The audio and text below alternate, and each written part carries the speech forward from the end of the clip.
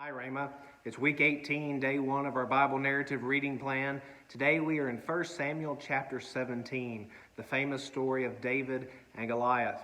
Now, I'm sure most of us are well familiar with this story. We've heard it as children in Sunday school. We've probably heard sermons about it. It's referenced all the time, even in pop culture. And so we are familiar with the story of David and Goliath, but what's really going on in this chapter of 1 Samuel 17? Now let's remember where we've come from. Israel has demanded a king, and the people have chosen their king, Saul. Saul is taller than all the other people. He's more handsome. In their eyes, he's top-notch. But Saul has sinned, and God has said he will no longer be the king. Even as he continues to reign, his doom is sure. He is certainly going to leave the throne in just a matter of time. And so Saul is the king of the people's choosing, but David is the king of God's own choosing. God has directed Samuel to find David and anoint him as king. We saw that in 1 Samuel chapter 16. And just as Saul, after he was anointed, he went into battle and was affirmed by God as king, now David has been anointed by God as king, and he will go into battle and be affirmed as the king of God's own choosing. Just as the Spirit has left Saul, the Spirit now rests on David for this purpose, that he would be God's chosen king.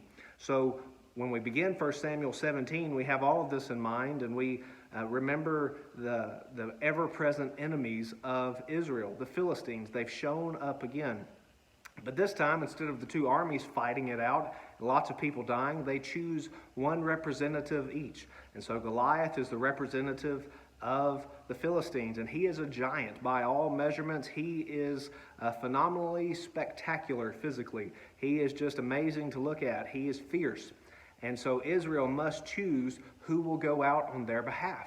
Now, who do we expect to go out on behalf? We're used to the story, and we're expecting David because we know that's what happens, but who should we expect? Remember, Israel doesn't know yet that God has anointed David to be king through Samuel, and so they still know that Saul is the king. And so Saul is the one we should be expecting to go out and fight this battle for them. Remember, he's taller than all the rest. He's more handsome than all the rest. He's the king that they have chosen. And so they should be expecting Saul to go out and fight the battle for them, but Saul won't go. Saul is afraid just like the rest of them. And here comes David, and you read the story. He shows up, he's checking on his brothers, but when he hears what's happening, he says, "Who is this uncircumcised Philistine that he should defy the armies of the living God?" Now that's a key phrase there. We keep hearing about Goliath is defying the armies of the living God. This idea of the living God keeps popping up throughout the chapter. Goliath is challenging the living God, and David shows up in the name of the living God. And as we come to the end of the chapter, we have to skip over the details in this video, but go read the chapter. You understand a lot is going on here. But when we come to the end of the story, the takeaway should not be, look at David. Even as we see that David has trained in some sense, he has fought wild animals before, he is experienced with this sling and stone, all that sort of stuff.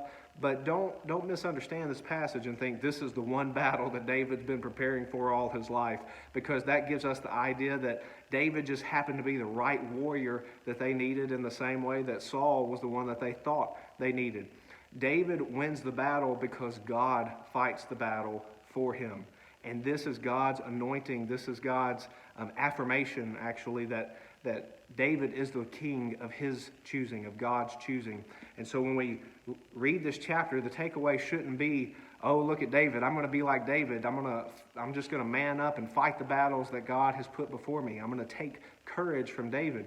No, we should be looking at the God of angel armies, the one who fights the battles for Israel, and the one who's gone before us and provided a way, who's done all the work that we need through Christ.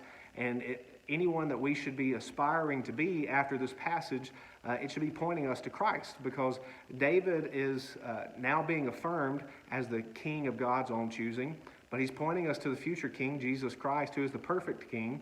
And we're told over and over throughout the New Testament that we do need to be like Christ. So I don't want you to think that there's not a moral to this story, that we're not supposed to be aspiring to be like someone.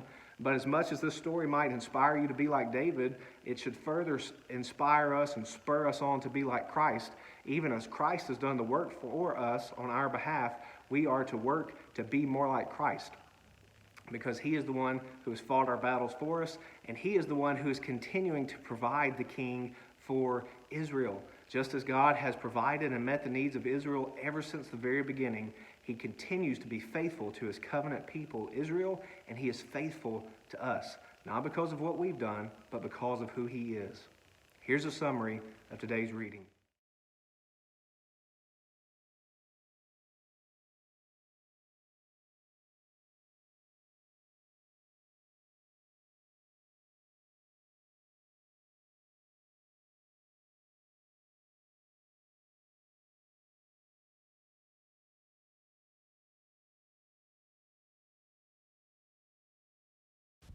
For more information, go to tunemyheart.org.